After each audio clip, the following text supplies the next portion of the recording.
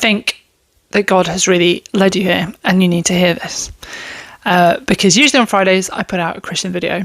And I did last night, and it was the wrong one. I had to take it down.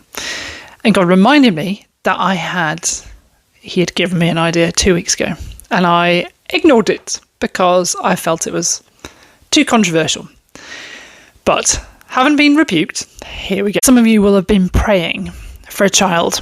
Whether you are a foster family, praying for a foster child, or an adoptive child, or a birth child, you've been praying.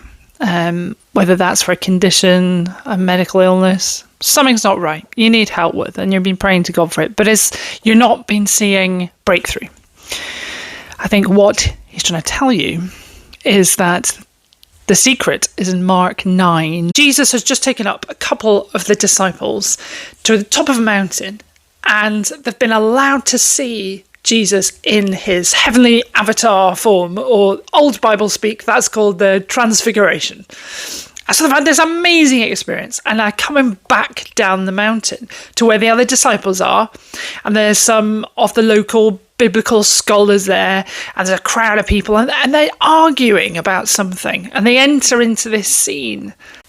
There's a man who's brought his son, who, what in modern speak, probably sounds like he's having some epileptic seizures, because he's being robbed of his speech, he's having contractions and throwing himself into the fire, foaming at the mouth.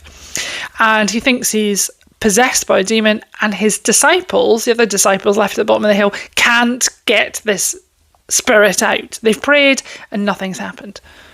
Now, I'm not saying that every condition that you're praying for your child is due to a demonic spirit, but the principles that Jesus gives here, 2 bits of amazing wisdom, really are relevant for all of us.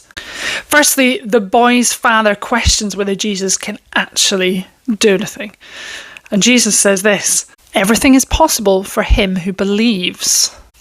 The boy's father replies, help me overcome my unbelief. The second nugget of wisdom comes when the other disciples ask Jesus, why couldn't we fix this boy? And Jesus says this could only have worked through prayer and fasting. And I know from my own prayer life and experience, I've been challenged by fasting. That is going without food or water for a period of time and praying. And I have reaped the benefits. So I encourage you, with your problems that you're praying for, pray, fast, and let's all ask God to help us overcome our unbelief.